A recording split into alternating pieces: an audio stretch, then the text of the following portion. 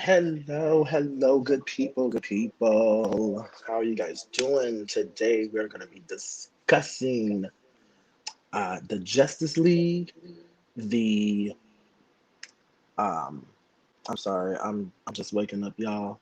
Um Godzilla versus Kong and the upcoming Mortal Kombat movie. And one of my guests has just entered the studio. He is backstage in our green room waiting to be brought up. So we're going to bring him up in just a minute. And feel free to comment, so you can bring your comments up on the screen. And we're going to have a good time. We're going to hear, different opinions on all three movies. And then I'm also going to include a new trailer from a new movie coming out this month called Separation, which is supposed to be a good horror flick. And if we have time, we can talk about Spiral too, the latest Saw installment. So let's go ahead and get this trailer started for Godzilla vs Kong. So we can go ahead and check that out. So you guys enjoy this. And then actually Justice League, I'm sorry. Justice League first. I'm sorry, y'all. Bear with me. So begins the end for Darkseid. I've never seen a being this strong. Maybe one. He's back.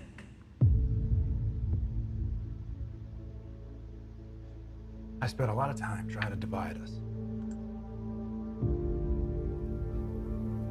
I made a promise to him on his grave. I need to bring us together. There are enemies coming from far away. They serve an old power. This world is divided. No protectors here. No lanterns. No Kryptonium. It will fall in his name. I have turned worlds to dust. All of existence shall be mine.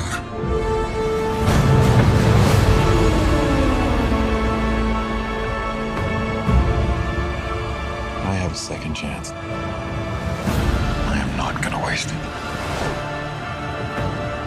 They said the age of heroes would never come again. Fighting the devil and his army.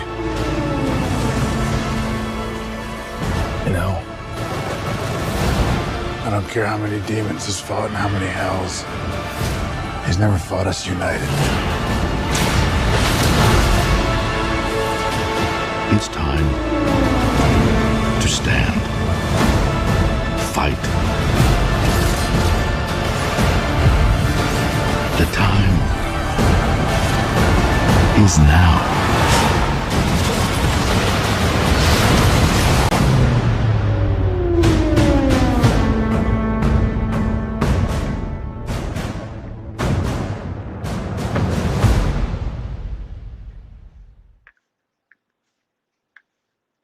Yeah.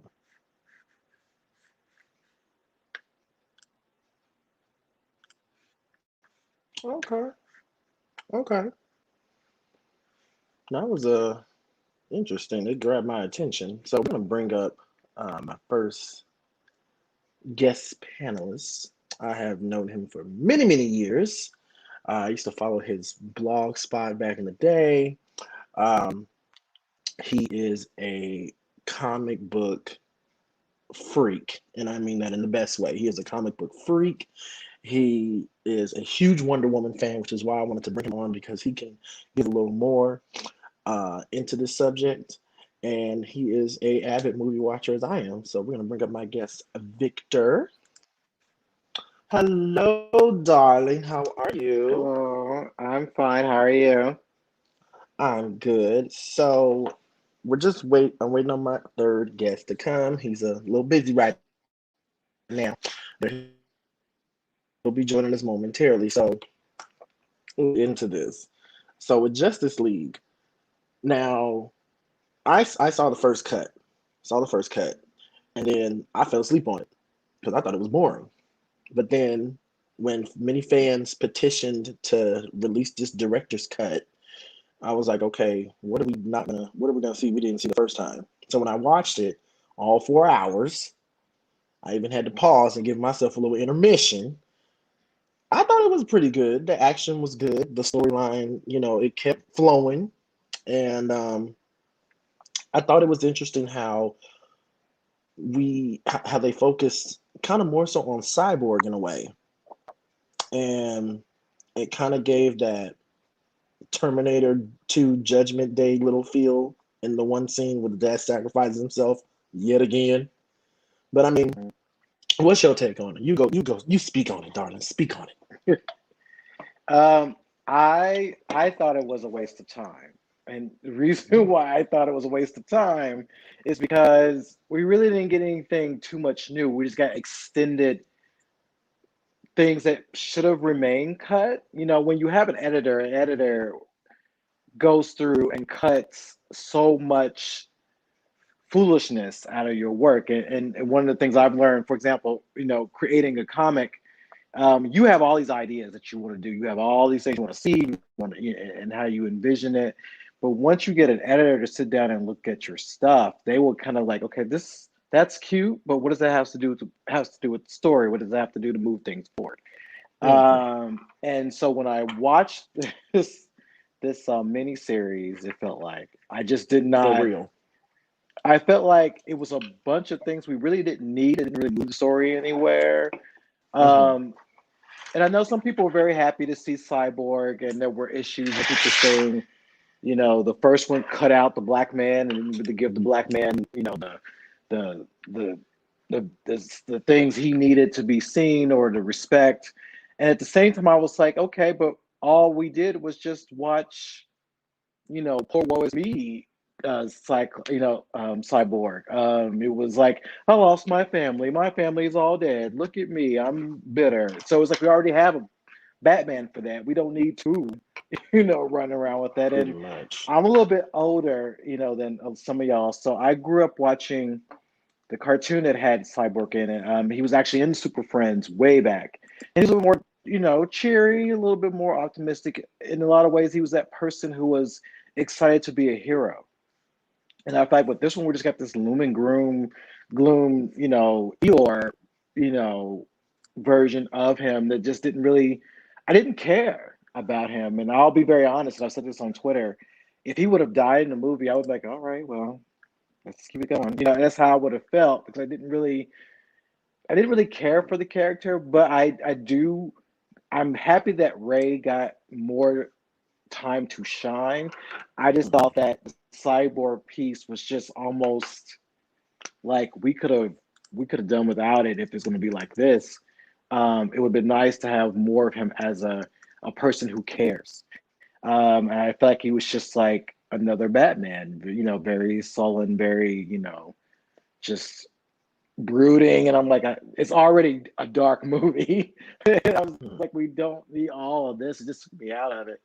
So, I think I said before to someone that if they were going to do a cyborg movie, it, it has to be somebody else to write it. It has to be someone else to film it. It has to be something totally different in order to really Hmm. care about the character. So the cyborg part, I wasn't a big fan of. I wasn't a fan of all the added pieces. I mean, if people remember the Chorus, the singing group, it almost like we were seeing them again when Aquaman was going back into the water and they started singing. I was like, what is that? The creepy scene with Flash saving Iris was a little creepy. I was just like, Hmm. there was a lot in it that we didn't really need. And I always thought it was funny that throughout this entire time, Diana Wonder Woman was wearing like Gucci and Versace throughout this entire thing. And I'm like, ma'am, why are you wearing these designer clothes? But there was a scene where it took four of them to dig up Superman's grave.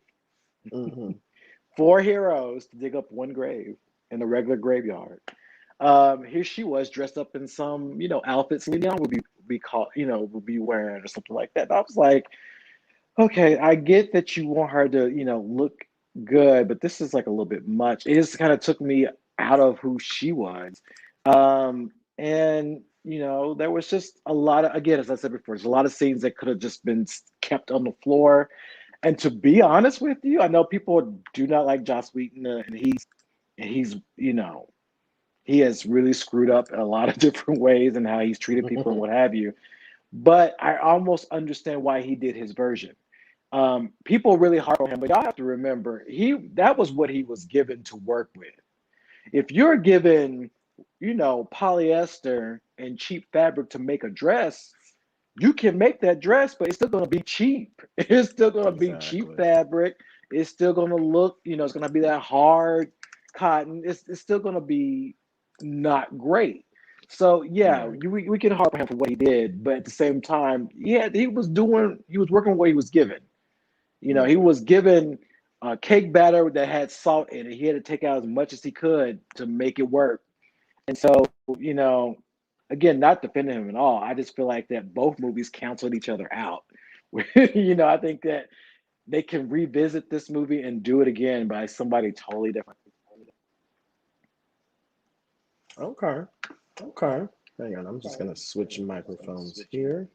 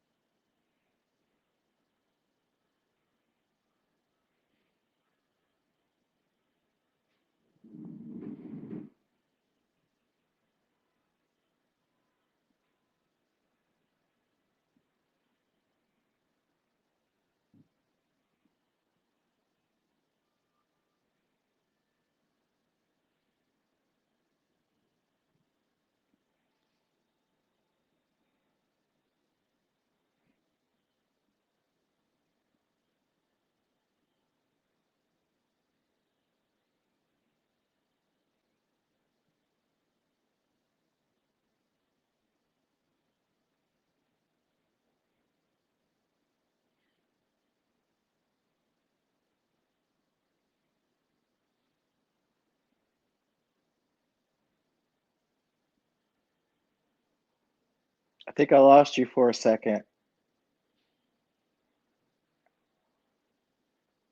Yeah, I can't hear you now.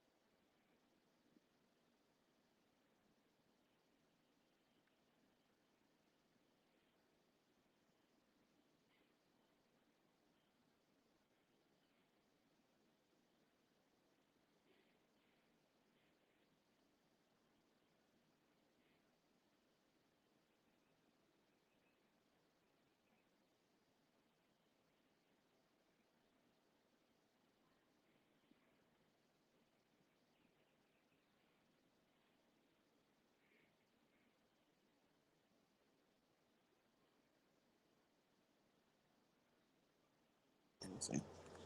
Can you hear me? Yeah, Okay. Did you hear anything I just said? not too much. It was like in and out. Okay. Let me just rephrase. With fans petitioning for the director's cut of Justice League, now they're starting to petition for Suicide Squad. What is it that we done seen that we might not have known already? I don't know. We have to take in consideration that when we look back, and y'all can Google the entire story about the fans were very toxic about how they wanted these movies redone and what have you, and so it's it kind of taints the whole point of the movie because again, the movie wasn't like it was like we all wanted to see both of these movies. But they just did not turn out to be as great. And not when we have Marvel. Marvel has been giving us goods for so long. And so, when we get this type of stuff, you see for what it is, like, okay, that I don't know what they were doing, but they were doing it. But when they want a petition to get more, my question is to the fans, what do you expect it to be? You think it's going to be better, or it's not going to be that much better? Is this going to be more added things that probably don't really keep the story moving? So I don't know. I mean, I'm looking forward to the new Suicide Squad because it's done by someone totally different. Mm. But and it's done by James Gunn, who did Guardians of the Galaxy. And James Gunn made us for those of us who did like the movie, really like Guardians of the Galaxy. No one really cared about that until we saw this movie. He can probably do the same thing for this, but what I will say for anything DCEU related, they will really need to clean house, and they've already they've already let us know that Zach's not doing any more movies for them, and they really need to almost start fresh. And if you are familiar with DC World, they have Crisis of Infinite Earths that really restarts their universe. They need something like that to kind of start over, figure out which Batman they want to use, figure out what type of Mm. Wonder Woman they want. We've seen Mm-hmm. three different types of Wonder Woman. We've seen it from the beginning, 1984, and then Zach's version, which they don't really gel that well together, So, I don't know what they want to do, adding more people, adding more scenes to a movie, but I think what they should be doing is just starting all the way back over again. Now, I mean, that's a very, very good point. Um, do you think um, if they follow, like the formula, like let's take it to a different direction. We have seen X-Men be screwed up now for a couple of years, Mm-hmm. and the biggest bomb was Days of Future Past and Apocalypse and Dark Phoenix. Mm-hmm. And because Eric and I, you remember Eric, we were talking Mm-hmm. about this. I was so pissed with Dark Phoenix because, for one, when they announced Dark Phoenix, I was super excited because, I mean, if anybody knows me, hello, God damn it. And I mean, I take pride in Phoenix. I mean, as much as well as anybody else knows me, I love Phoenix. I campaign for the Phoenix character. If if y'all don't know, Phoenix, that is one of the most powerful entities in the X-Men universe. Like, it's more powerful than Xavier. It's more powerful than Magneto. I think it's even more powerful than Apocalypse. And to embody Jean, it made her an Omega X-Men, which is like the highest ranking level of X-Men. But when they did that movie, it was just like trash. And I think it started when they did X-Men The Last Stand, because when they showed Phoenix killing Scott and Professor X and everybody else that was standing in her way, they would just evaporate. I was like, the fuck is that? If you're gonna kill somebody, kill somebody. But I don't know. Like, again, me and Eric, we were talking, like, it just seems like these writers now, they don't read the comic books. They don't know the backstories of the X-Men. They don't really know how to flush out a good story. And I think that's what falls into even with Suicide Squad and Justice League. And like you said, thank God Suicide Squad is being done by someone totally different. But from what I heard is they're trying to leave the door open for Will to come back if they do a third one, because he's not in this one. And to me, the first one was really more so focused on Harley Quinn in a way, and everyone else revolved around her. And I feel like the way they did um, Birds of Prey is kind of how they did Suicide Squad in a way, even though it came out later, but it seemed like it's the same formula. You know what I mean? It's the similar formula where they're more so focused on one character instead of all the characters. Because we only see, the little cute little intro of the character and a 30-45 second backstory, and then it's back to Harley Quinn. It's like, damn. I mean, don't get me wrong. I love Margot Robbie. She played the hell out of Harley Quinn. She embodies her. She's a really good actress. And I don't know. I think we're just gonna have to wait and see. But back to Justice League, like you said, it's good that we got to see Cyborg because Ray put out all that info. He pretty much released all that tea on how they treated him as a black man, how they treated the character, and he did get more screen time than any other characters. And how did you feel about Ben Affleck being Batman? Because let's think about this. We've had. I'm not going to even include Adam West. I mean, shout out and rest in peace to Adam West, but his Batman he was more campy. I'm talking about the movie Batman. Michael Keaton, to me, who was one of the best Batmans.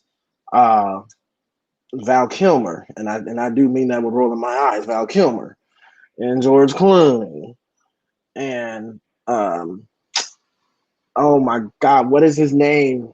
Oh Jesus! We had Christian Bale Thank who you. played. Now, out of those, you know what? No, we're just gonna exit out George Clooney and Val Kilmer. They don't count. They don't count. Between Christian Bale and Michael Keaton, do you think Ben Affleck lived up to the way they played Batman? I was fine with Ben Affleck playing Batman. I had no problem with it. Mm-hmm. I just think that no, I just think that I didn't know. I didn't really get anything new out of him. New out of the Batman character or whatever. So it Mm-hmm. wasn't something that I was like disappointed with or anything else. It was just like, okay, well, Ben Affleck's singing Batman. But no, I didn't mind it. I thought he did a good job in that role. Okay. I thought he did a pretty good job too. I mean, even down to the deep dark voice that they try to portray when they're Batman. I mean, I think at least with um, Michael Keaton, his voice really didn't change that much when he's in and out of the suit. It was kind of the same baritone. But um, what do you think of Robert Pattinson though doing Batman? Because I read he was kind of disappointed with Ben Affleck's Batman. Well, I don't know. I mean, Robert has become a decent actor over the years. If Mm-hmm. you don't really look at Twilight, but he's been doing different things to really challenge himself, and he could. We'll see how he is as Batman, but I don't know. I don't know what to think of that because I've seen him and I saw him in The Lighthouse. I've seen him in serious other roles he's played, so he may be able to pull this off. I mean, at first when they said Christian Bale is going to play Batman way 10 years ago, I was like, well, okay, it is what it is. I did like him in Tenet. He was pretty good in Tenet. Mhm. Even though the movie itself was confusing as fuck, but his role was good. His role Mhm. was pretty cool. Um, okay, okay. Well, I think we pretty much covered that with the Justice League. Um, I wanted to ask you because I keep staring at the Wonder Woman logo on your shirt. If they do another Wonder Woman, do you want Patty Jenkins to direct this one? I mean, I don't mind Patty Jenkins directing it. Um, I wouldn't mind if Ava directed it. If Ava had an opportunity to do it, as long as Mm, a woman is behind it, I'm fine with that. Patty does a good job in really making sure that the character comes through in so many different ways. But I do hope that when they do the next Wonder Woman, they really think through the story, really give the villain a real reason to be a villain. hmm, um, and really focus on telling us a good story, because if we I mean, no shade to Wonder Woman 84, but that should have been that was like a first draft, and that should have been looked through very carefully. Like, well, let's look at the story, let's look at some of the issues here, and what are we really trying to say, and one of the things that bothers me about the way they do Wonder Woman here is they make her, so she hasn't gotten over Steve, and it's been over 70 years. And I'm just right. like, okay. I mean, this one man has her that caught up that she just can't think straight. And, my problem with 1984 was when you think about it, the world was at Pearl and she was struggling giving up Steve. But if you know Wonder Woman as a character, if you read the comics or watch Justice League, that would not have been a second thought. She would have been like, okay, Steve, you got to go. Bye. Yeah, yeah. Because So, I did my homework. I watched Justice League and Justice mhm, League Unlimited, and she was so kick ass in both the series. She was mhm, very kick ass. She wasn't as soft, I would say, as the Wonder Woman movies. In the Wonder Woman movies and in 1984, she was very soft.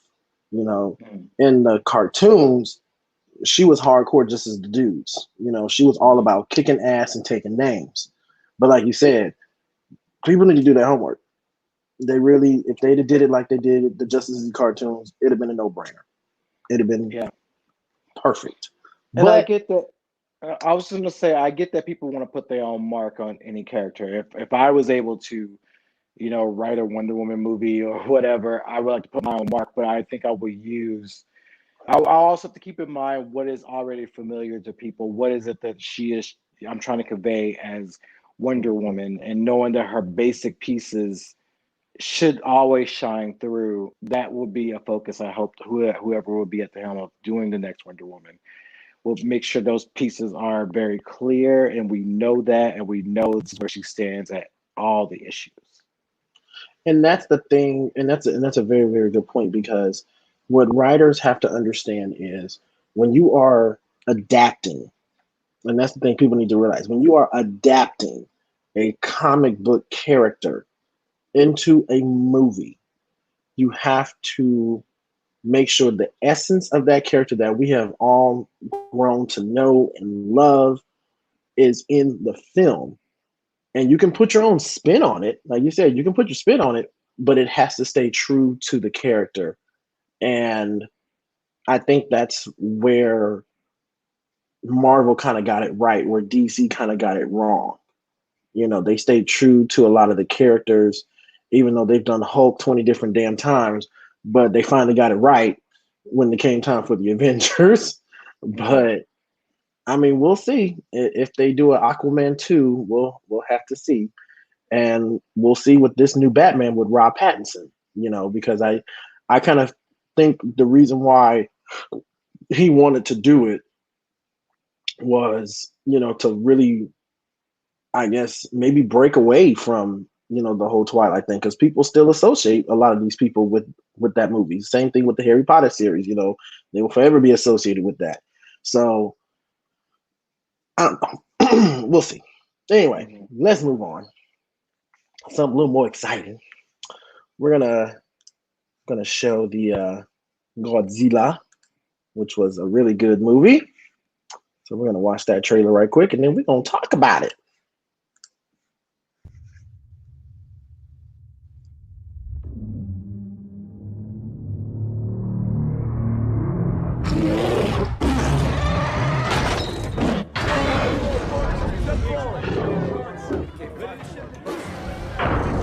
He's a citizen.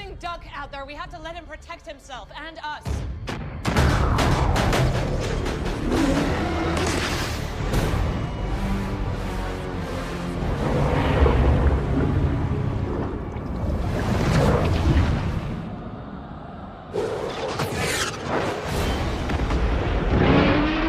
Delta 2 and...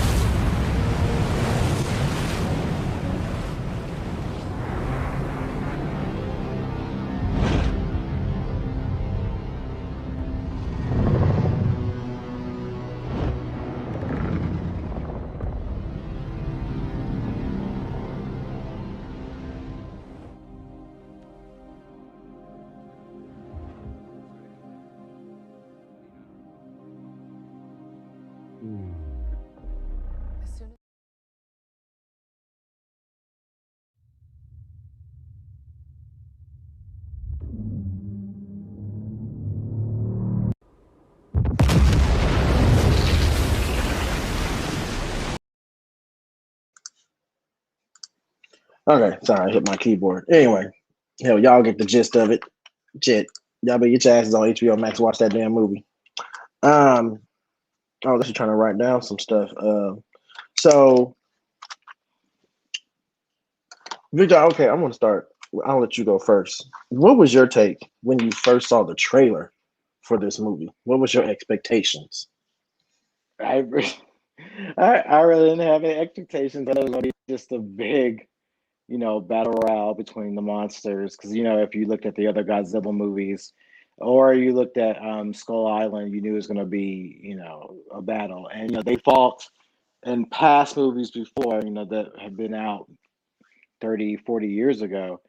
So, it was, I knew it was going to be a big, not too much on the script, but a lot of the action. So it was pretty much everything I expected it to be. Okay, okay, yeah. When I first saw it, I was like, okay, this looks good. This looks good. Um, I I was looking up some stuff because I wanted to see, how many Godzilla movies there were, and apparently there have been 36 Godzilla movies. Uh, so I think Godzilla kind of got a lot of franchises beat with movies. I mean, I thought with all the Jason movies, I thought that was a lot, but now Godzilla, I think, is the top one. Next, I think right up there with 007, because 007 has a lot of movies. And there's 12 King Kong movies made. So we've seen many iterations of both big giant monster movies with these two, and they're like the top two contenders in cinematic history. They're the most well known. They're both known as anti-heroes, more so Godzilla, because King Kong, I think as the years gone, he's been seen more as like a gentle creature who is just disturbed. Um, with this movie, and I did see Godzilla first, the one that came out before this one. Um, with this one leading with Godzilla versus Kong leading from that, I thought it was pretty good.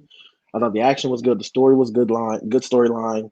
Um, exactly, exactly, yeah. Some are better than others, and some aren't listed as exactly because there have been movies where it was more so about Mothra and Rodan.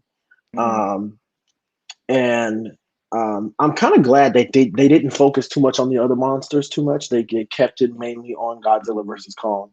But my friends and I, we were joking. I love how when you watch Godzilla versus Kong in the beginning and you see Kong waking up, he's scratching his ass. I was like, they made Godzilla. I mean, Kong. They made him a nigga. He was black. He was a black man waking up like, and he knew where he was. That was the thing. People don't give Kong the credit. Kong is really smart because he knew exactly where he was when he took that branch and made it into a spear and chucked it at the top of that orb. I was like, oh shit, he knows where he is, and he's trying to get out. And I thought that whole simulation, it took my mind away from where Kong was for a minute. I was like, now, if they can do that in the movies, somebody in real life can actually make that, which is impressive as hell. To make you think you are in this tropical paradise and it's peaceful, but then outside, a whole damn war or something's going on, and you would never know. I'm like, scientists, y'all, engineers, y'all need to get on this. This would be great. We wouldn't really need to go to Hawaii. We wouldn't have to fly to Hawaii. We can just go there. We'd never know. And a lot of people were hating that they brought back Millie Bobby Brown. I think that's her name from Stranger Things. They were pissed that she was in this movie, but I'm thinking, why are y'all pissed? Her mom died in the first one. I think her dad was still alive in the second one, but I think he did die. And of course, she's going to be in it because she was in the first one. But then the other thing that tripped me out was Kong no sign language. I said, what the Planet of the Apes shit is going on here? This little girl is speaking to him in the sign language and he responded. I'm like, so what, Kong is really Caesar? Well, no, remember that, her people were always on that island, on Skull Island. So the little girl is from the people who lived on that island. So I think he's probably learned it by knowing her people because he trusted her. So I feel like he just knew her people, or they gave the respects to Kong while he was there. So that's probably why he knows it. Or maybe she did teach it to him, but for those who do know, I think, monkeys, apes, they can. I think they do know they can learn sign language. Yeah, they can. I thought it was fascinating. Yeah, I thought it was fascinating. The fight scene, the big fight scene with Kong and Godzilla, the first fight, because if everybody remember, there were two fights. It was Kong Godzilla, and then it was Godzilla versus Mecha Godzilla. And I thought, me being stupid, I'm like, oh, so when Godzilla was charging and it's blue, and then Mecha Godzilla was red, I said, oh, so Godzilla crit, make Godzilla blood. Okay, I see what's going on. Okay, no wonder. But I think in the first fight, Godzilla got that ass. He got Kong's ass for the first fight. Because when he charged at him, I was like, damn, he kicked his ass. But then Kong had to, when they did that, the little shock on his chest, and that motherfucker woke up. I thought that was cool. But I'm glad that evil bitch died though. The one talking about my dad gets what he wants, and that bitch died in that damn helicopter crash. I was like, that's what she get. Yeah. But yeah, to me, Kong and when they fight, to me, they're just like two queens at the bar fighting, basically, to slapping each other and all that stuff. I was like, that's pretty much two queens fighting. But the fight scenes were good. I felt bad I think they were in Tokyo. I felt bad for Tokyo. I'm like, they just turned out Tokyo. Right, But that's Tokyo what they always do. gets destroyed. Yeah, but that's what they always do in the past Godzilla movies. And I laugh at the Mecha Godzilla because that is a throwback to they had Mecha Godzilla back in the day. And so I think I posted the old, version of it, what it looked like. And I was like, look at I said they have literally brought this back. All they needed to do now was bring back Godzuki from the cartoon, which they didn't. I was like, y'all need to bring if you're gonna do all this, you need to bring in Godzuki then. He could have still been on that underground planet where they were going to. He could have been, chilling over there. But I still laugh at the fact that when they basically they dug a hole in the middle of the earth. I was like, the earth should have been destroyed the minute that happened. But again, this is a movie, and we have to leave a lot of the, the logical things on the floor because I was like, the whole world, everything would have collapsed if there's a hole in the middle of the world. But yeah, I mean, and you know what? Like Michelle's right. Maybe they'll do a baby Godzilla in the next movie. Who knows? Who yeah. knows? That's what's up. Yeah, I did. But overall, I enjoyed the movie. It is definitely one I can definitely watch over and over again. Um, you know, I have to give a shout out to HBO Max though, because people really have to give them credit because I think if it wasn't for HBO Max, we probably wouldn't be able to watch these movies at home at the same time as they're released in movies. And that just shows you that we have come such a long way with movie releases to where they've made sure that a pandemic is going on, but we still want people to have some sense of normalcy that enjoy movies. Where, unlike Disney Plus, where they want to charge $30 and if any of y'all paid them $30 to watch any of their movies, you're stupid. I'm sorry, but you're stupid. I did not pay $30 for that. I went ahead and did the back door and watched them for free. Um, but with HBO Max partnered up with Warner Brothers to release all these excellent movies is so great because again, we got to watch these amazing movies from the comfort of our homes, have watch parties. I've seen people I've seen people even do the whole tailgate thing, where they got their projector screens outside and people, watching them outside, which is wonderful. Mhm. Um, with that being said, we're gonna really talk about this next movie that's coming out next Friday, y'all, Yeah. April 23rd. It is But one that is near and dear. But I wanted to say, yeah, don't, yeah, for those who did pay, I didn't pay $30. But don't harp on them, because they helping I ain't Disney harping on them. give us more stuff. The content that they give us, we have to pay for that. But for example, by the time that Black Widow come out, I think we will be ready to go back to the theater. I'm a little Oh heartbroken yeah. because I do not want to go to AMC because that's AMC to me is like going to Ross when you can really go to, Bloomingdale's. So I'm gonna be really hurt by that because I only went to ArcLight, and for those of you who are in California know, ArcLight is going through some things. They may be completely gone. Mhm. People are hoping that they may save at least the Hollywood. There's about we have technically there are 4 or 5 of arc lights within the area, and that's including Pasadena. But during the pandemic, they lost it, which I'm still stunned. I'm like, really? That place, That, like out of all places that shut down, the arc light.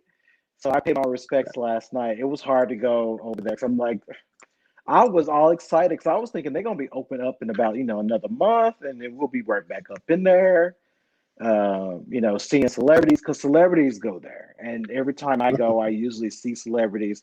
But also, they had the good caramel corn. Like it was just a place where people couldn't be on their phone. If you were on your phone, you get kicked out. You had to be there on time. If you wasn't there on time, you couldn't go. You couldn't get in. It mm, was just top level. Did you ever go to okay. ArcLight when you were here? I never went to the ArcLight. I wanted to go so bad, but I never got a chance to. Yeah, you And you should. know what? I think we have a picture of you standing out at the ArcLight. Let me see if I can pull it up here. I think we have a picture. Let me take a look here. Yes, we have a picture. Hang on here. Sorry, y'all. This is all new to me doing the screen sharing thing. Let me see. I don't know if you guys can see it. Okay, here we go. Hang on here. Hang on. Because I want y'all to see this picture of Victor. And I've known Victor for some years. Off and on, we've known each other for years. But it is he's very opinionated, I would say. Like myself. And we kind of we like each other's stuff every now and again when we see stuff, you know. But yeah, he's very opinionated. Oh my God, my thing is acting dumb. Okay, I know we can actually share. Let's see here. I don't know if you guys can see it. Oh, they lost permission to capture my screen. Hang on, y'all. Okay, so oh gosh. Hi, boo. Hang on, you guys, because apparently I don't know my password. But y'all got to see this picture. And you make sure y'all follow him on Twitter. That is his Twitter handle down there. You know, that is his Twitter handle. So he is y'all can gain some more followers and get some more insight. Anyway, actually, you know what? This is what I'm gonna do. I'm gonna show y'all. This is Victor standing at the arc light, y'all. This a little ghetto, but this is Victor standing out there at that arc light. And you know, I love this picture because it looks like a memorial. Well, that's what it feels like. You know, one of the greatest theaters in Los Angeles is in danger, great danger. And you know, I'm a little bougie, so I don't do AMC, but Don't hate on because when I AMC now, honey.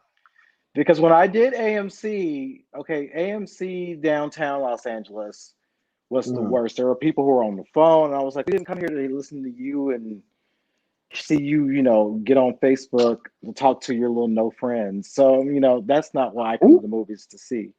So that's why. But we have the Alamo. Alamo is still around ish. Now, yeah, these places are expensive. Somebody asked, will they, have asked me, are these expensive places? They are, but if you want a good movie, experience, it's like, you can get an iPhone or you could get an Android, so it's up to you what you want to do. Yeah, I am clowning on Android, but I'm just saying that, it's a sad day that we kind of, lost ArcLight, but I can't wait to get back on the topic. I can't wait, because Black Widow will be out. I think we can see that in theaters. Yeah. I'm looking forward to that. Yeah, I can honestly say the AMC's out here, they're not too bad. They're actually pretty good. Out here we have Regal as well, and Regal is a little bit more top notch because they serve alcohol and stuff, where AMC kind of doesn't. They're kind of sticking to the family oriented thing. But I'm excited for Black Widow as well. And hang on, I've got someone trying to view the live. Let me give them the YouTube link here. 1 second, y'all. I kind of feel like Mike Myers here. Discuss. Talk amongst yourselves. Discuss. That's another topic we're gonna have to talk about on another day. I love Mike Myers and the whole coffee talk. Jesus Christ, I love it. I can watch that skit on repeat. So yeah, I'm looking at Black Widow right now, actually. So yeah, hopefully, I think we will be able to. I know out here we're able to go back to the theaters. It's going to be released on July, but I know at first it was pushed back towards the end of the year, but now it's pushed up to July. So that's amazing. So if you don't want to pay the $30 like me or Victor, we will be at the movies to see that while y'all paying that $30 to watch that shit. And then if you have Plex, y'all know what I'm talking about. If you got Plex, you know what I'm talking about. Um, so yes, I'm excited for Black Widow because, like I said, Marvel, they do the movies right. They do them right. You know, I'm excited for Loki and Moon Knight and Miss Marvel. Um, I haven't watched uh, not Captain, Winter Soldier and Falcon. I haven't watched it yet. I want all the episodes to come out first and then binge watch because I made sure I watch every episode of WandaVision every Friday. And it was good. I love WandaVision.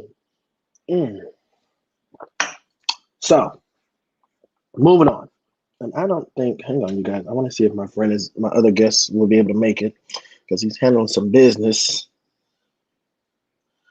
Oh, I really want him to come on. But if not, we'll do it another time with him. So, the last movie, like I said, before Victor interrupted me.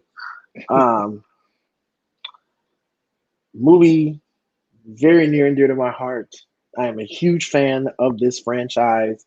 I have played just about every single game that has come out from this franchise. I have seen both sequels, even though the first one was better than the second one. I've seen the animated rated R cartoon movie that came out a year ago. I used to watch the animated series. I used to watch the 2 live action iterations. Mortal Kombat. Ooh, y'all just don't know how excited I am for this movie ever since they released the trailer. No, ever since they were posting pictures on Instagram saying they were filming in Australia because this movie was in development hell. For those of us that know in the movie game, the development hell is pretty much when a movie has been brought to the table, it has been talked about and talked about and talked about, but never made it. Like Freddy versus Jason was in development hell for years. They talked about it, but they never made it. The movie's been made, it's been cut, it's been edited, it's ready to be released to us. So on that note, without further ado, this is the Mortal Kombat trailer. Enjoy, motherfuckers. First learned about this 7 years ago. On a mission in Brazil to capture a wanted fugitive. When we got there, it tore through our unit in seconds.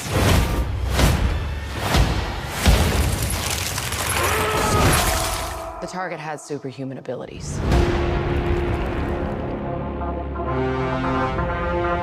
It had the same marking you do, Cole. It's a birthmark. What do you mean? He was born with it. It's not a birthmark, Cole. It means you've been chosen. Throughout history, different cultures all over the world reference a great tournament of champions. That dragon marking? I think it's an invitation to fight for something known.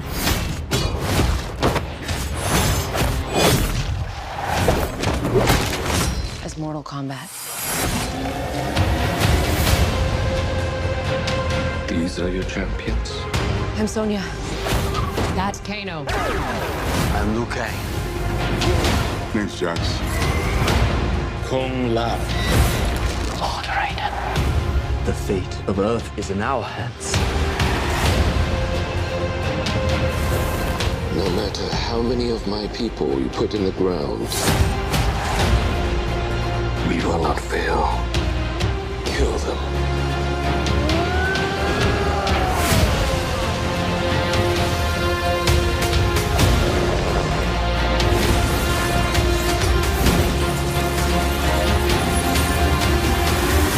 I am Sub-Zero.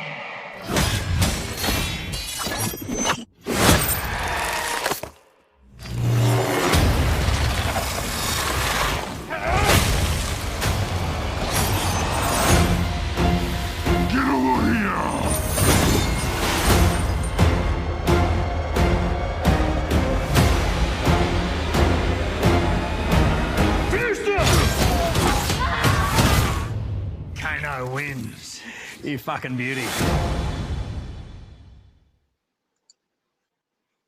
Oh, suck it now. Yes, honey, yes. All right, we got some hand claps. Now, I realize, y'all, the trailer said April 16th. This was the trailer that was out before they pushed it forward. So forgive me, y'all, for that. But y'all see the banner on the bottom. Y'all see that. It's April 23rd. So, oh man. Man, oh man, oh man, oh man. I mean, I don't know where to begin, but I think we can start with some photos here, actually. Now, have you? Now, I don't know. I remember when me, Eric, and Ryan went to your apartment, your old apartment. I would say you had a plethora of comic books. Now, I only saw DC. I didn't really see too much, other than that. But are you a fan of the Mortal Kombat movies? I would say. I've watched the first movie. I'm not really I'll say this. I'm not really a video game player, and I think the only video game I've actually played was like Mario Brothers, the very first one. But I have never played Mortal Kombat. No, actually, that's a lie. I did play Mortal Kombat in college because everybody was playing Mortal Kombat, and so I played that Street Fighter for a little bit, but I didn't. It was just too much, hand-eye coordination, so I didn't really get into it. But I did see the first movie, and I did enjoy the first movie. Okay. Trying to screen share as well here. Entire screen. That's my entire screen. Oh. Actually, you know what? Hang on. I'm actually going to pull up some pictures from the cast so you guys can see it if you guys haven't seen them. They're amazing, amazing photos. And the studio has really went all out. They have gone all out. Actually, here's a good one. So I'm going to share this with you guys. So as you guys can see right here, we've got Cole, who apparently, my guest is on his way home, so he'll be joining us soon because I really want to get his take on this. This right here, we have Cole, who is a new character who has a marking of the dragon on his chest, and he thinks it's a birthmark, but it is actually, as you guys saw in the trailer, it's an invitation to join the combat. We've got Macabre Brooks as Jax. We all remember Macabre Brooks from True Blood. He played Eggs and A Fall from Grace, that awful Tyler Perry movie. We have Kung Lao, Liu Kang, Melina, who a lot of fans are excited to see, Raiden, Scorpion, Shang Tsung, and Sub-Zero. And we all know Scorpion and Sub-Zero are the two most famous characters from the movie. And, I'm excited to see it. I'm very excited. Like I said, I've been a fan of Mortal Kombat since I was a kid. It was first released in 1992 in the arcades. And people don't realize it was first released on Super Nintendo. Then it was moved to Sega Genesis. But that game is what sparked the ratings that we see on video games now. That game sparked so much controversy with parents because it was so violent and it was so graphic. You see someone's head getting chopped off or punched off. We see someone's arms getting ripped off. Someone get bit in half. Just a bunch of violent shit. But it was fun because it gave kids a chance to express themselves. Exactly. It was gruesome. And parents were in uproar over this because they were like, oh my God, my child is playing this game. He's going to go on the playground and he's going to try to attempt this move. Well, honey, if your child attempts something he sees on the video game, you didn't do your job as a parent to separate reality from real life. Separate the two. There's a big difference. but it's spawned. It's been very successful over the years. It's one of the most successful game franchises next to Super Mario Brothers, next to Zelda, um, and when the movie came about in 1995, yes, y'all, I'm a movie freak. I know my shit. The movie came out in 1995. It was so cool. It was so different. It was doing CGI stuff, CGI graphics before CGI became a real big thing. Before the Matrix came along, um, and then we had that awful sequel, which was just too much for me. It was, I mean, I would say you don't have to watch Annihilation to watch this one because they're totally different. Um, but someone is texting me. Sorry, y'all. But this movie I'm very excited for because, as you guys saw, the cast looks amazing. The trailer looks good. We've been promised by the director and the writer that we're going to see fatalities. We're going to see some gruesome shit. And judging from that trailer, yeah, we're in for a treat. And it's rated R. The last two movies were PG-13, so that's kind of cool. So they're going all out. They're going all out. So I'm excited. I'm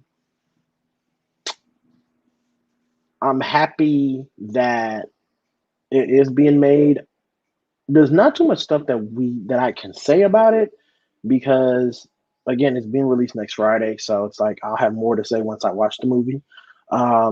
And I'll probably watch it over and over again because me and my girl Bo, we're going to the movies to see it, and then I'm pretty sure that same night, because we're going opening night, so I'm pretty sure when I come home, I'm gonna watch it again on HBO Max, and I'm gonna watch it again when I wake up on Saturday, and watch it again and again and again because certain movies like that, you want to watch over and over because there's things you may not have seen the first time, because it's like watching Black Panther.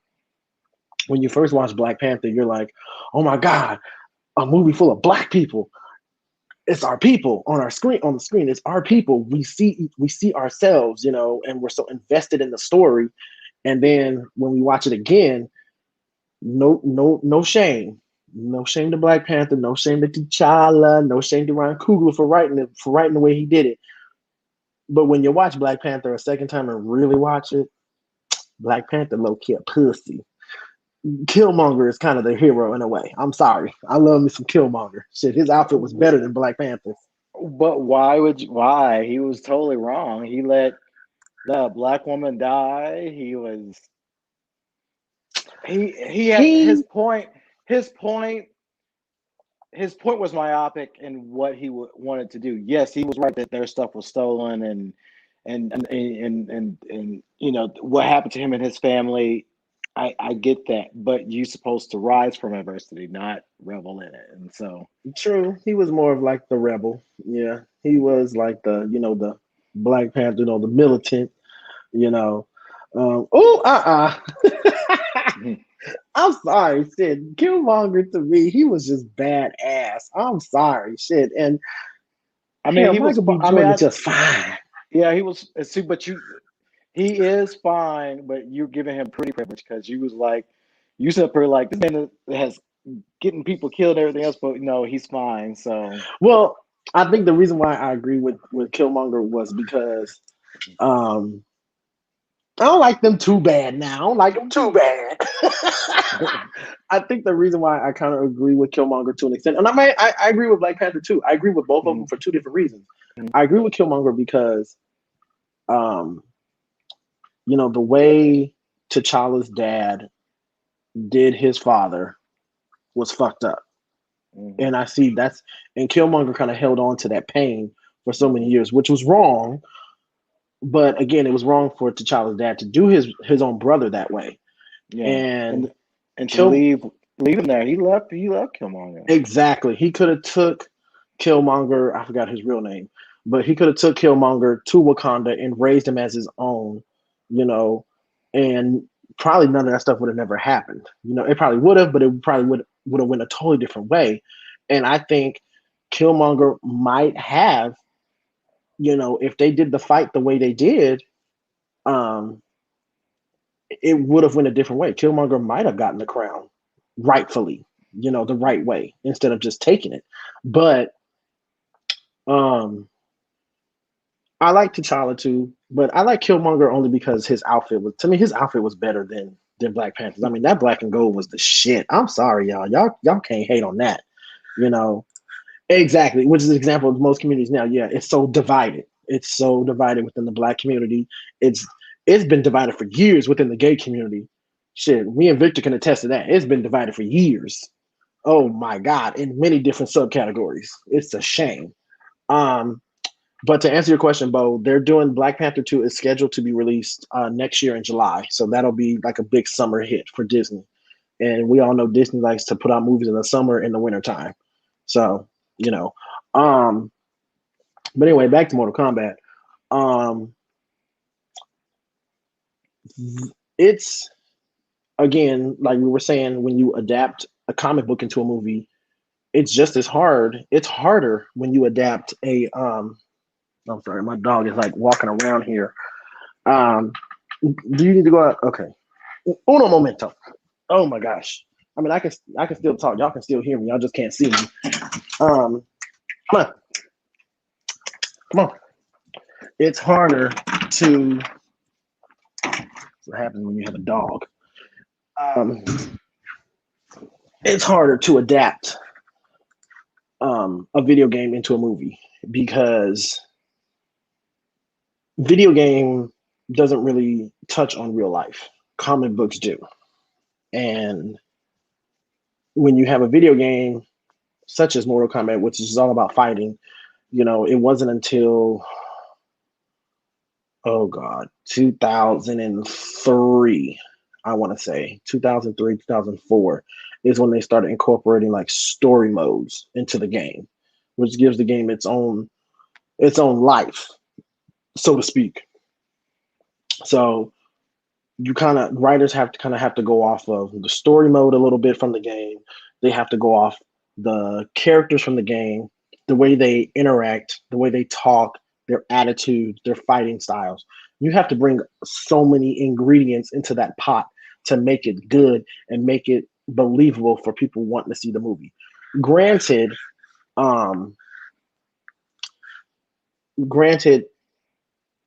this movie has been a long time coming because I think they've been putting it together for like 2-3 years. And so now that it's finally coming out, we're excited now. We're excited.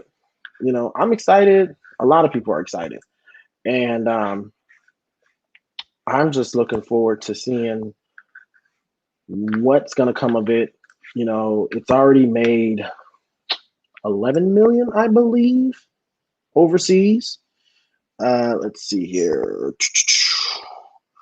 Box office, Mortal Kombat. Let's take a look here.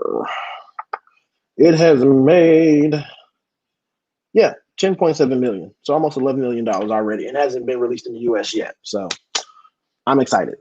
I'm super excited. So with that, I know I kind of have you at a disadvantage here, Victor, with Mortal Kombat, but it's all good though, because it's all love. I'm just want to kill time till my boy is here. But that other trailer, I'm sorry, y'all. The other trailer I promised you guys.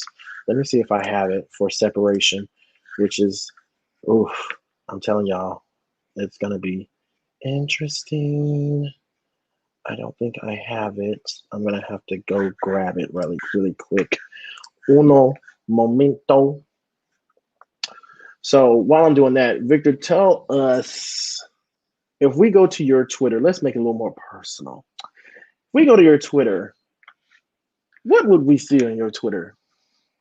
Well, right now you'll probably see, I talked about Sylvester recently. You'll just probably see, I saw that. Just random things right now. I know the big talk right now, the big conversation right now is all about, I wanted to talk to you about the Billie Eilish doll. Where did you see that? That looks like Walmart. It's at Target. What the hell? Who the hell gave this girl her own doll? Well, she has one now. I'm just like, I mean, I haven't Mm. seen a singer have a doll in years. I mean, we all remember when Spice Girls had their dolls, and um, uh, Brandy had the doll. Brandy, Brandy had a doll. Janet even had had a doll that was auctioned off for charity.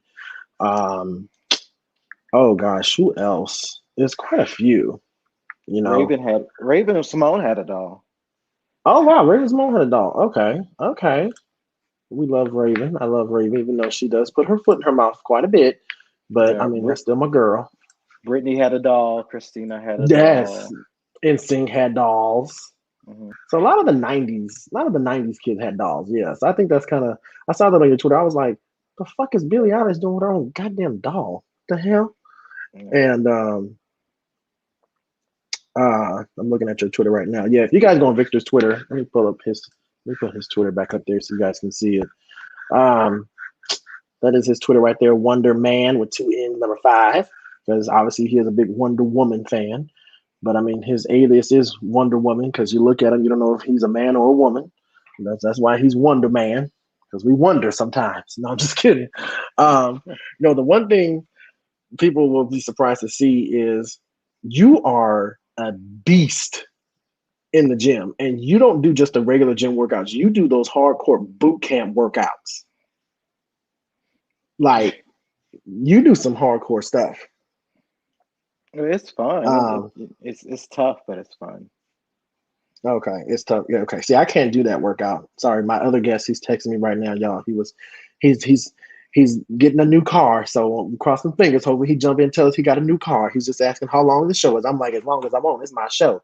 So I mean, if Victor wants to leave, he can go ahead because I know he's got other things to do, and we can bring on the other guests. But no, I wanted to give people an insight because um, people have to understand when the new season uh, premieres, and I'm going to put the date up here for my podcast. Um, season 3 of the Velvet Rope starts June 18th, y'all. When I started this new season and I'm having guests, a lot of these guests are like friends of mine, people I have admired, people I have looked up to, people I follow on Facebook and Twitter and Instagram. I reach out to them. And, it's free PR. That's what it is. When it comes down to it, people have to understand when you're on someone's podcast or YouTube show, it's PR for you, PR for them to get their name out there.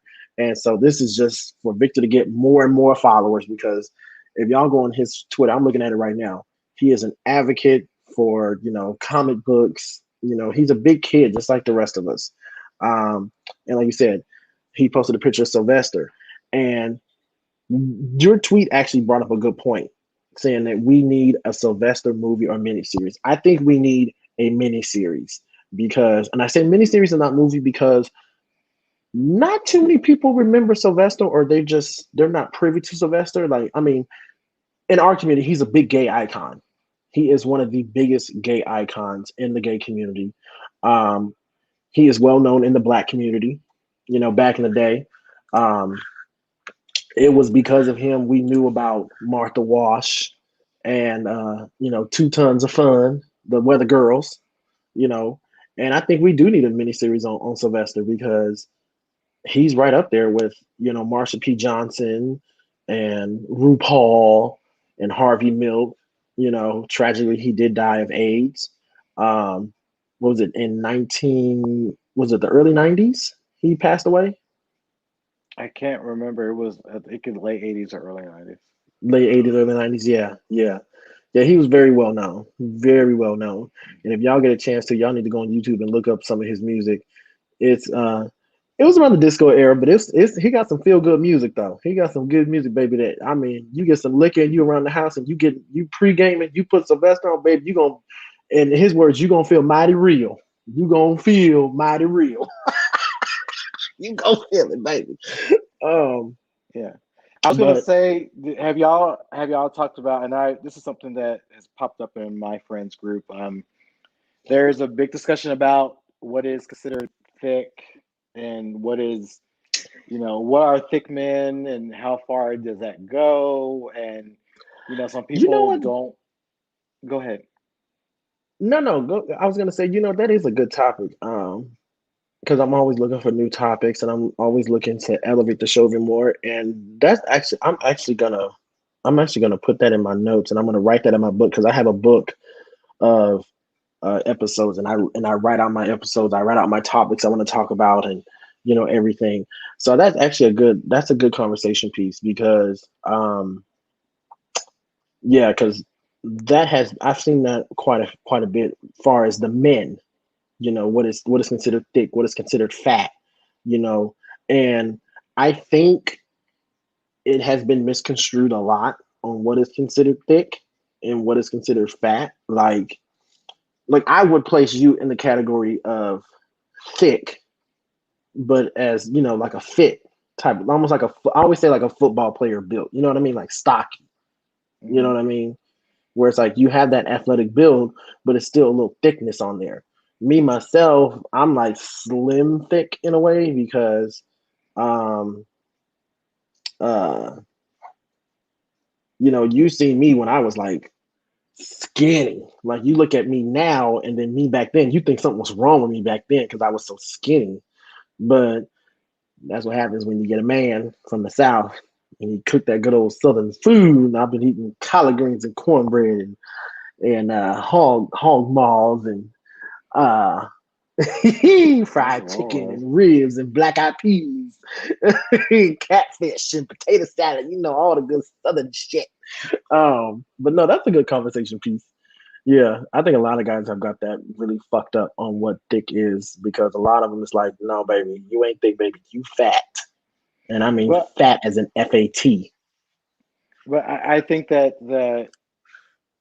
but there is a new movement where it is for people to look at people who are considered fat to kind of see the sexiness within that and to accept what that is. And I think that because I saw someone on Twitter, it was a little mean, but they were basically saying like y'all, like you just need. I said y'all need to get it together, get it straight. And I think I tweeted that we need to talk about it.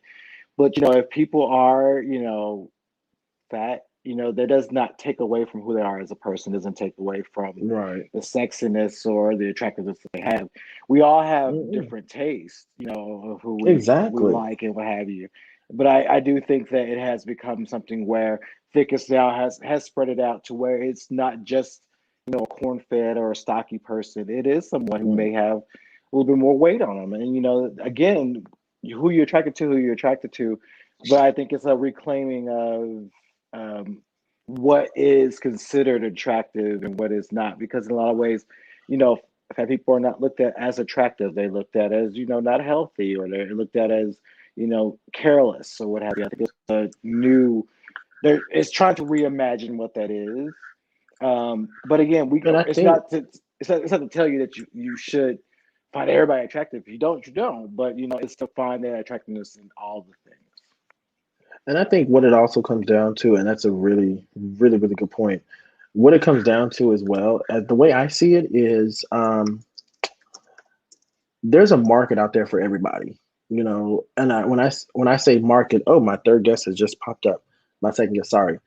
I'll make this really quick, and I want to bring him on because I know he has to go soon. There's a market out there for everybody, and when I say that, I mean you look at the entertainment industry. There is a market out there for everybody.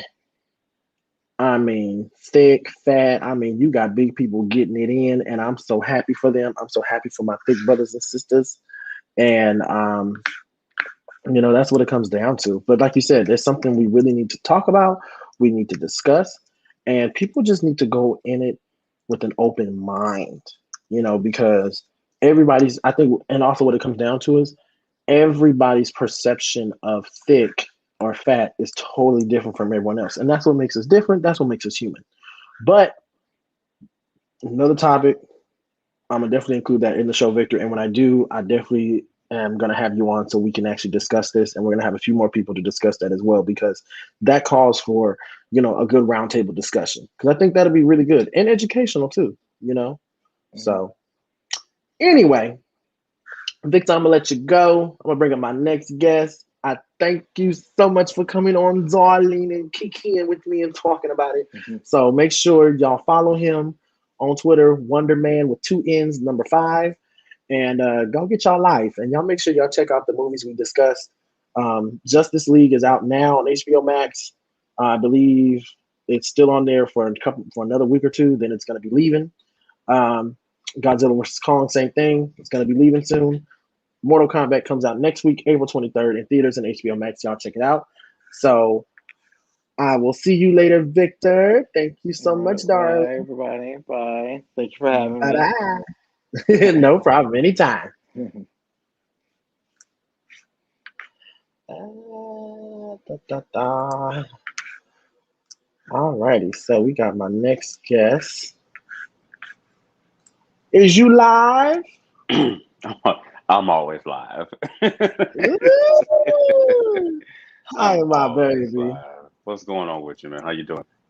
I'm doing good. Oh my God. So okay. So did you get it? Did you get it? Well, it's still a process. I still got a bunch of other stuff to do. And no, it's the weekend, so by me going in at the time I did, and even then, my patience is very thin waiting on shit like that. It's just like, you know what? We can do this over like emailing and phone and stuff, and then when everything is finalized, then I'll take the drive to come out here and get everything else done. Because I hate sitting around waiting for shit like that. But now, is there a reason why you are hiding your face, sir? Because I mean, the people need to see this handsome face that you have. I haven't. Let me because I don't have my. Hold on. You can still talk to me. I'm just getting my. And I made sure I put the banner in there so y'all can follow Rock. Let me give y'all a little backstory who Rock is. So I've known Rock for a few years now. I was a fan converted into a friend. And I love being able to say I am friends with someone in the industry, in the adult entertainment industry. Yes. And he is very well known in the adult entertainment, in the black gay, well, just the gay entertainment industry. I'll just say that we won't colorize it in the gay entertainment industry. In his audience, he's like the gay Tyler Perry. His audience is predominantly black. And he's been doing it for many years, y'all. I have watched this man grow over the years. He has joined the podcasting family. Well, he was already in the podcast family. He's rejoined. I interviewed him in my first season when he was doing a politics thing. And, again, I got a chance to finally meet him. It was actually on my 22nd birthday. I got to meet him in person. I was in the club at an event, and I was so shocked at how short he was. Yeah, I was taller than him, but ain't no shame in the game right there. He's a short man, but he's got a big heart. He's a short man with a big heart. Well, thank you. And a big black mamba. And I'm just gonna say that. Like I said, y'all, he's in the adult entertainment industry. Y'all can look him up. Shit, make sure there he is. Hey. Now, y'all, I'm gonna tell y'all, this man just had a birthday. This man is 43. 44 and loving 44. Ooh, yeah. look, I mean, that's 44, y'all. That is 44. Yeah. Look at that. That's sexy. That's 44. You're crazy. But yes, me and Rock have been friends for many, many years. He is one of the well-known adult entertainers. He's one of the smart ones because he has his own company. He did the smart thing where we know in the porn game you have 2 avenues. You can either do porn for the rest of your life or you become a boss. Yeah. And ain't got to do it for the rest of your life. You do it when you want to. So we're happy on that. Definitely got to do that. I appreciate it. Appreciate the love and the rundown of the history and our friendship and stuff like that. So much love to you. And thank you for having me on the show today. Thank you for joining. Yes. And I've said this many times, y'all. I support black businesses of all aspects: clothing, movies, adult entertainment. OnlyFans. I support it all.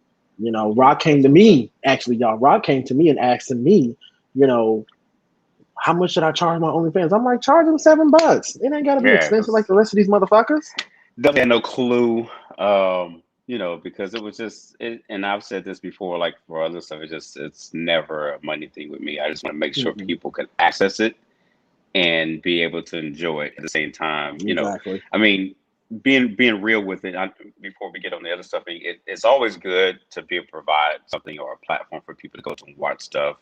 Hmm. But within that, I know people also understand that, you know, people use that, oh, I got to make a living. Yeah, but I know you ain't trying to make your living off OnlyFans. You know what I'm saying? People can subscribe to your stuff, but you're not giving them what they're paying for. You know, you get people to make these little 10-second and 2-minute video clips and want to charge people $15 and $20 for, you know, Right. 20 videos that last maybe 2 or 3 minutes each, you know. Hmm. Uh, Hmm. yeah, it's just crazy. So I'm all about Yep. making sure that the people are happy and satisfied. There you go. There you There go. you go. Exactly. So any of my open-minded people, I won't even say LGBT people, any of my open-minded people, if y'all are brave enough, you see that banner scrolling, you go on Twitter, and that's where you follow him. And I Thank you. guarantee Thank you, you. you will get your life. Life for life. I'll make sure that you enjoy it. Because I can say, I've watched him many years, y'all. I've enjoyed him many times, fantasy-wise. But now he's a friend, so I can't do that no more. No, But I go friend. back and No, friend. I go back. I go back and look at it from time to time, and I just see. I don't even look at when I look at your videos back in the day, especially Once Upon a Time 3 is my favorite. Mhm. And when you had Shorty J on that damn table and you plow drive his ass, I look That at it boy. now and I look at you now and I look at that and I'm just like, this man has come a long way. Come Yeah, a you know long what's so way. crazy that I look back at that stuff sometime too, and I have that exact same thought. I'm like, wow, like I can't believe like I've come this far and achieved so much, and in so many words, made an impact on the LGBTQ community. You have. You So have. I'm proud of that. You know, I'm proud of it, Yeah. and you know, I love people. But anyway, I'm see y'all, we just So go off on what's these going tangents. on, man? What we talking about Right. today? What's We the just go off. We what can just go on what's and on up? about that. I said I can talk to you later about that on the phone. What we talking Right. about today? So, a friend of mine, Victor, who was already on here, we discussed the Justice League, and he pretty much broke it down from his perspective because he is a big Wonder Woman fan. He's a DC comic fan, Oh and wow. we talked about Godzilla, and we were saying it's crazy how there's been 36 Godzilla movies and 12 King Kong movies, and um, I did not we know that. both. Yeah, I didn't know that either. I just knew Godzilla's been around for years. I just didn't know it Right. was this I many remember years. from when I was a kid when I was watching them. Yeah. Right. And I was saying, Godzilla's up there as far as many movies as James Bond. There's like over I think about 20 James That's Bond true. movies. Yeah, that is true. So Godzilla is one of the most iconic movie characters next to James Bond, you know. Hmm. Yeah, Um he's definitely up there. but I'm excited to talk to you about, y'all don't heard me say this before. I'm gonna say it again. A movie that is near and dear to my heart. I'm so excited that it is coming out. Let Me me and one of my guess. girlfriends, we going opening night next week to see it. Are you? And I'm gonna come home and watch it Yeah. again on HBO Max. I'm looking forward to. I'm looking forward to it as well. Hmm. Because we've seen the other Mortal Kombats. You know, you remember the Yes, first one. You remember the yes, second one that came out, and yes. I will say, I was the only in regard to the older one. I hated that they changed the ratings between Yeah, the two because there were two different ratings. So when he cut his hair, when his hair was short, I don't remember the actor's name, but I Christopher prefer Lambert played the original Raiden, and I'm Christopher actually Lambert gonna played pull right. him up. Um, I'm actually gonna pull up his picture so you guys can see uh, who we are talking about. Because see, me and Rock, we like how people say with cars, we're gearheads. Well, me and Rock, we're movie freaks, so we know Yeah, we I know our people. I definitely preferred him. It just overall, I get it back then. the whole like fighting sequences wasn't as big as they are now in a lot of action movies. But when I saw the trailer for the new Mortal Kombat, I like, okay, I see the direction that they're going, because you have all these other movies. This is the rating we're talking about, people. This is the original rating. His voice, everything. Now, y'all may know him from Highlander, but he also played he in made the a movie, mark. I think it was Guns or something like that. Mm. It was like they were like in a warehouse or somewhere, and they was going around. They would have to kill people to get out and win a certain amount of money and to get out. I don't remember the exact title, but you can probably find it on there, the movie's in. But he definitely fit, to me, he fit the character for Raiden in the first movie. Because the best thing about Raiden from 1995 Mortal Kombat movie was we never saw him fight. He was more of a mentor, a guide. Because he couldn't fight, because he said it was against the rules, and he couldn't go in the outworld. So it's great to see with the new one. We're going to see Raiden kick some ass in this one. I think where the second one, when Annihilation fell short, was they had something so small they could have made it bigger. When they didn't really reveal it, so to speak. When Raiden said Shao Kahn is my brother, they could have expanded on that even more. Yeah, they could have done that. I think they were on the edge, knowing that was going to be probably the last movie from that from the production end. Like, okay, they're not going to do anything beyond that particular Mortal Kombat Annihilation. I'm kind of glad that they didn't pick it up, because it wasn't great. It was okay because it was Mortal Kombat, but it could have been so much better. I always said that one was so campy because they tried to cram so many characters into an hour and a half movie. And they couldn't. They really couldn't. Yeah. So at least with the new one, I showed the trailer, and you can tell from that trailer, from the new one, I mean, it's going to be kick-ass. From the moment we saw Jax get his arms ripped off by Sub-Zero to the moment we see Sub-Zero speak, and him and Scorpion are kicking each other's asses. And, I've been watching a lot of, and I recommend this to everybody, go on YouTube, watch cast interviews, because that's how you get to know why these people chose to do these roles. How did they embody these characters? How did they make them come to life? Because like I said before, y'all, it's not easy adapting a video game into a movie. It's not easy, because you have to look at the way the characters move, their attitude, their fighting style. But I think everything. I think they did it right this time, even just based on the trailer. Because another thing is, with all the previous movies from like Marvel and both DC universes, that they've become more, I guess, mature and more like graphic, and then not like the corny PG-13. I think that's what makes it better, because even in the video game, it's not PG-13. There's guts, there's blood, there's all the fatalities and the brutality. So I think what makes this movie stand out more is that when they see punches and stuff being done to people, especially fatalities, it's just like, okay, yeah, this is Mortal Kombat. This and is that's it.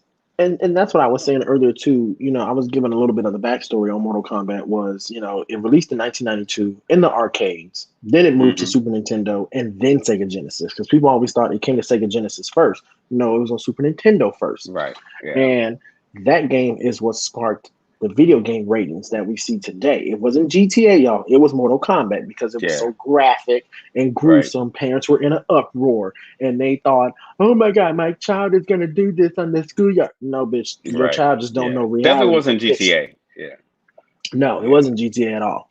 But and I showed the picture of the cast and how they look, and you know what? I'm gonna show it again, because it was just, it's sexy. It is. I mean, they have it set right. And again, I'm got just it right. waiting for next week, like you said, when it does come out. I'm gonna be ready in front of the TV screen. Probably have me a little drink or something, and I'm gonna be ready for it, because I've been waiting just like everybody else. Yes, we've been waiting. And they pushed it back, because originally it's supposed to come out this week. They pushed it back another week, only because Godzilla is doing so well, so they didn't want it to clash, which is understandable. Right. You know. Right. So right here we got Lord Raiden, Thunder God. Oh yeah. Sub-Zero, one of the most iconic characters. You know, I'm interested in seeing what they do with his storyline as well as Scorpion, because remember, so many people have had a chance to play Mortal Kombat 11, and even in Mortal Kombat 11, they kind of went in depth in both Sub-Zero's and Scorpion story. Right. You know, because it's kind of shifted over the years, and they didn't. Sometimes it wasn't as deep, and then sometimes it didn't provide enough information. And even then, I think was that MK10, they talked a little bit about it in the game. Yeah, they did. Yeah. So, and it wasn't until Legend of Scorpions when we find out Scorpion's real backstory, which was interesting. Yeah, that was a good movie too. Another iconic character, Jax. I think they picked the right person to play Jax this time around because he does kind of remind me of the MK11 Jax in a way, you know. And plus, Macabre Brooks is sexy. I mean, come on now, shit. Yeah, they did pick the right person for that one. Fans are excited for this one. They're excited for Melina because she didn't get a lot of play. Snippet. Yeah, she didn't get a lot of play in the previous movies. She didn't, and no recognition I'm excited. And nothing like that. I'm glad they picked, you know, a woman of color to play Melina, which is awesome. You know, oh shit, my dog is outside. I forgot. There's another iconic character, Scorpion. Scorpion. You know, very iconic. So I'm curious as to like, what are you thinking that how the story? I mean, not even just based on the trailer. Are you looking forward to seeing them like kind of stick to the same script, like the starting the whole storyline over, like going through it to where it'll be another one? Because remember, they talked about in the trailer, they were like, you know, explaining what the mark was, that it wasn't a birthmark, it was an invite to the Mortal Kombat. And then I don't know, I might have misunderstood. Kano? Is he starting on the good side first? I believe he is. He's actually going to start good and then go to evil because he's from Earth. Right. What I'm expecting, you know what? I'm going in to expect the unexpected because I don't know how they're going to do this movie, because the first one revolved around Liu Kang going to the tournament, and now we have Cole, and even with that little flash of Scorpion, it's like, okay, is he a descendant of Scorpion? Is you know, who is this character? He's never been in the games, so it's like, who is he? Who the hell are you? What do you want? You know what I'm saying? And I'm curious to see how it's going to play out, but I think overall it's going to be an amazing movie to watch. And you know, I'm just excited to see what characters they're going to bring in. You know, we got a snippet to see Goro. You know, I'm excited to see how they're going to do that with CGI. And back in the day, boy, the CGI Goro was so crazy. And I mean, even in the first Mortal Kombat, it was all, you know, puppeteer mechanics. I mean, of course, then I was like, oh wow, this is cool. But then you go back like, oh, what the fuck? Like, what is that? Like, oh my god, it's horrible. But that's the good thing about Mortal Kombat, though. Like, the first movie is still amazing to watch over and over again because it's got little taglines, you know, that we still quote, like Sonya talking about, I smell something. Bullshit. And hang on. Wait, is Kung Lao in this one too? Kung Lao is in it. We get to see him use that hat, and he's gonna be fighting. He's gonna be using the teleportation moves. I mean, it's gonna be amazing. I'm excited. I'm waiting for it. So we're gonna wrap this up here. But before we wrap it up, I want to share with you guys this trailer. I said I was going to show you guys this new movie called Separation. It's a horror flick. I want you guys to check it out. And then we're going to talk about it for a minute and see what we think of this. So check this out, y'all. Separation. Thank you all for coming. If Maggie were here, she'd just tell you all to make yourselves at home. The greatest thing about Maggie was this deep love that she had for Jenny. If I'm honest, I could have been a better father. Now I've got to do that. I got to be great for Jenny.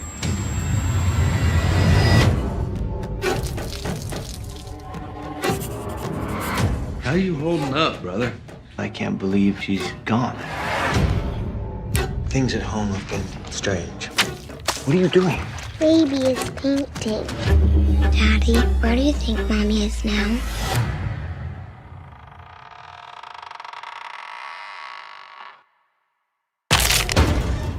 How's she holding up? Jenny said she saw something in her room. Where'd you see this? I'm not supposed to tell. I missed you. This is an angry soul who's trapped in this world. I felt something up there. It's bad. Jenny? Just come up, Samantha. This is darkness. What does it want?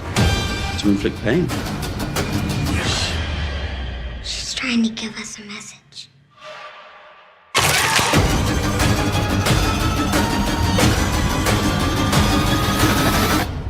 We must be quiet, or else we'll scare her away.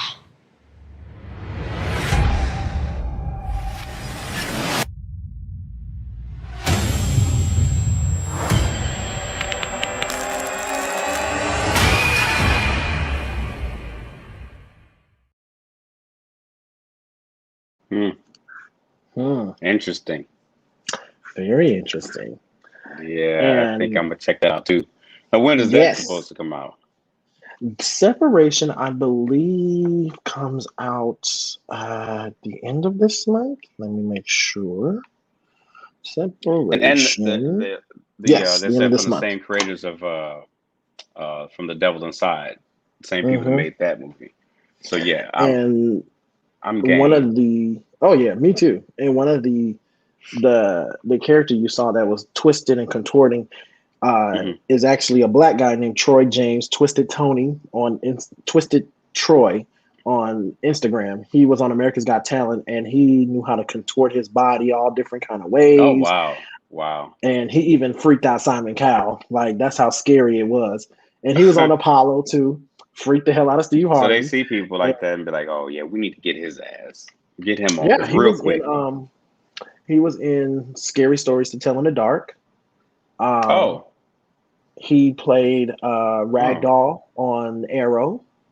So he's done a little bit, and I believe he is family, because I mean, it's something weird about him. He's kind of cute. It's something about him just makes him so cute. And I'm just like, it's something weird because the way he contorts his body is like, damn. Have your mind going places that it shouldn't be going. I'm like, wow. Yeah. Oh wow. Oh my. What's really going on? What's really going on? Right. Yeah. So I'm excited to see that movie too. I think. Yeah, I think actually am looking forward to seeing that. We finally get a end of the movie. month. Yeah, April 30th. I'm excited that we finally get a scary movie, because we haven't had a scary movie in a long, long time. And Candyman is supposed to come out this August, I believe. Finally. Yes, finally. Yes. Been You know, a funny story. When I showed the trailer at work, the second after the trailer went off for Candyman, our lights went out at work. That's that bullshit right there. Right. That's that bullshit. That is I that was like, bullshit. wow, that was creepy. But yeah, somebody was fucking with y'all then, so I'll say that. I'll say that somebody was. They saw y'all watch it, and they're like, "I'm gonna fuck with them. We're gonna flicker the lights a little bit, make them freak out a little bit, and then that's it. That's the mentality I would be at. I would it's too funny. It was too funny. It was too funny. Yes. But yes, I thank you so much for coming on, and I cannot wait. Thank you for having me on. I appreciate it as always. I can't wait to get you on for season 3. Y'all, he is one of my guests for season 3. You guys will see Looking forward him. to it. I think he's coming on in July. I got to look at my book for the date. But yeah, he'll be on in July. So you guys will get to know all about Rock. We will talk about everything. The good thing about Rock is, y'all, unlike most people, there's no question off limits. He's an open book. Yeah, I'll answer whatever. And it may not be the answer that some people like, but it'll be there. Also, I didn't tell you. I don't know if I might have told you, but I don't think I reminded you. But I'll get the dates so I can pass to you, so you can pass on. Sometime in June, I want to say June 16th, 17th, somewhere around there. I might be off a few days. The premiere of a show called For My Man. I'm going to be in one of those episodes. I think it's for season, I want to say season 6. I'm not sure what episode it is. I can find out. I got it. If not, my boyfriend got it because he is in connection with all the other directors and stuff like that because he works as a production coordinator. So not for that particular show, but he has the insight on stuff like that. So I'm gonna have to talk to him because he gave me the date at first and I forgot. But I definitely want y'all to check it out. I put that in the banner. Put that in the banner right there for y'all. Y'all check out my boy for my man. He playing a straight man, y'all. I know, right? I don't know how he can pull that off, but you know, with a crazy ex-wife, you know. So, yeah, the bitch is crazy. They crazy bitch outside. literally, that crazy bitch was outside. Now we know you have merch, and I need to start buying some of your merch. I gotta support. Where can people buy that cute hat? Well, thank you. I've got many of these. Recently, because I haven't put it, before it was going to be on, you familiar with Coco Store, you know, it's about the Rockefeller DVDs and stuff like that. I was thinking about putting it on there, but I'm going to hold off on doing that. But for now, recently, people just been hitting me up on like Instagram or Twitter, and I've been able to accept their payments either by, you know, Apple Pay or Cash App or Venmo and stuff like that. And they just put in your request on what color hat. Typically, I would find out what colors they're looking for. You know, where you want all black, all red, you know, beige on red, you know, pink, something like that. Whatever color you want, you can tell me what color that you want for the hat, and you know, I'll have it made for you. Right now, it's basically order on demand. So there's not like a mass different because it's multicolors. It's not like a mass production of them. Once you tell me what you want, I'll get it and put in order. The cost includes shipping. So the cost of the hat itself is $40. That includes priority shipping, which you should get it within 3 to 5 days, I think, for priority shipping. And you know, you get it if there's other things like you may want something special outside of the Rocks Boy symbol on your hat. Then I can get that added for you. And the purpose of having it made like this is that way when people wear it, it doesn't really say Rocks Boys, and they can wear it without people questioning, oh, you know, Rocks Boys, what's that? You know, it just says RB. You know, it could mean anything. You can give it your own meaning, but the actual brand is what it is. Trademark, which it'll be starting to get marked on it. But everybody can go and get that made on their hats, you know, without getting in trouble. But now, is it just hats? Right now, yeah. I think I'm focused on hats right now. I'm going to get into t-shirts, and then from t-shirts, I'm going to go underwear. You know, like the shorts, and then like the bikini type, and then crop tops and stuff like that. So, because everybody been asking about it, you know what I'm saying? So I want to, you know, try to cater to a more broader base of people of what they like versus just hats, t-shirts, underwear, wristbands, you know, stuff like that. Maybe one day I'll get one for the Apple Watch.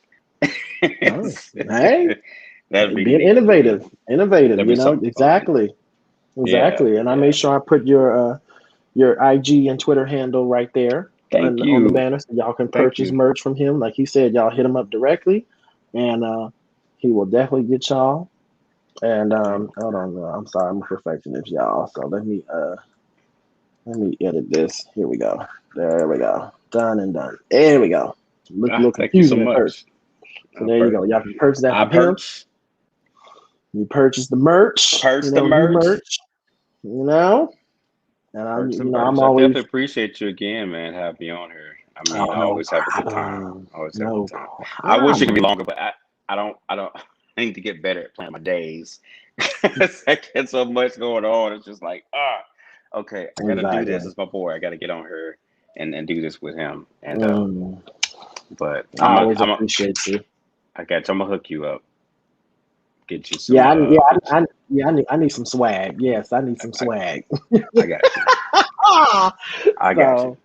Again, y'all, that was Rock. This is Rock. Rockefellers, you know, the CEO, owner, creator, proprietor, star, writer, director, producer, EP, DP, AP, grip All man, that. lighting, everything.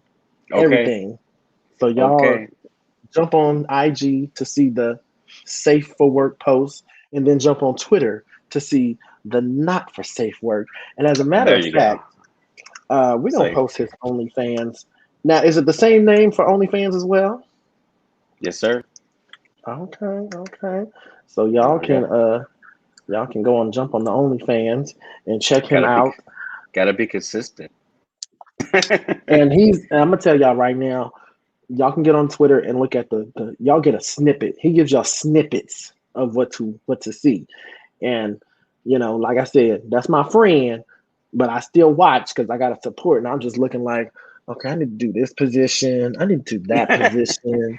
I look at it as it's a study guide. It's a study guide. This is a study guide. But you make sure you let me know when you and your mans come out here to Vegas so we can link up and have some drinks, get some good food. Most definitely. Get for some sure. drinks, some good food. Yeah. I'm with that because he loves to travel, so we'll definitely be out there soon. Wonderful. And I am actually going to let the cat out of the bag. I want to give a shout out to my peoples over at A Connection TV, primarily for Frenergy, the series, which is a 2-time award-winning series. Your boy will be a guest star on the upcoming season of the part 2 of their season, actually. All right. The basis of my character has already been written out. The script is in the process of being written. So shout out to Devon Forbes. He's in the process of writing the script. We have talked about the character. I can't really give too much, but just know my character is a lot like me, just a little bit more fabulous and loud. It's a lot more fabulous and loud. A lot more fabulous and loud, and he loves pink. So, you'll see me with quite a few pink pieces of clothing. Lord. But yeah, so be sure y'all go to aconnectiontv.com. Actually, I'm going to post that on there. Y'all go to A Connection TV. I pray I spelled that right. Either way, y'all just go to watch ACTV on actually, hang on, let me get it for y'all. Yeah, watch ACT. I'm gonna edit that actually. Hold on, y'all. I told y'all, bear with me. I am new to this. ACTV.com. There we go. Watch ACTV.com. They've got tons of great content. They are putting out a new show called Porn and Poppin' that premieres this coming Wednesday. Wow. Porn and Poppin'. A scripted TV series, drama series that explores what people go through in the porn industry. And I think Rock can attest to that, of what they go through in the porn industry. Indeed.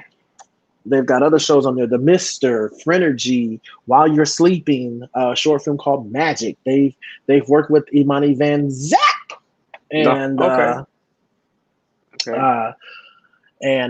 it's a really good network, another Black business we have to support. They've been around for years. They just started into the streaming business where they're on mobile apps now, which is amazing. So shout out to Wes. And again, shout out to you, Rock, and everybody at Rockefellers. Thank you. and all them skinny boys. You need to get some thick, slim, thick men. I'm just saying. On there, I'm tired of seeing these little twiggy men. I need to see man with some fat asses. I need to see some fat asses. You know, but the boys there, they cute. No tea, no shade to them boys. No tea, no shade. Oh, you know they keep it going. It's all good. But I'm proud of you for still going strong in this game. So thank you. I appreciate it. On that note, y'all, I thank you everybody that is watching on my Facebook page, my podcast Facebook page, my YouTube page. I thank y'all for watching. Oh, I see a comment.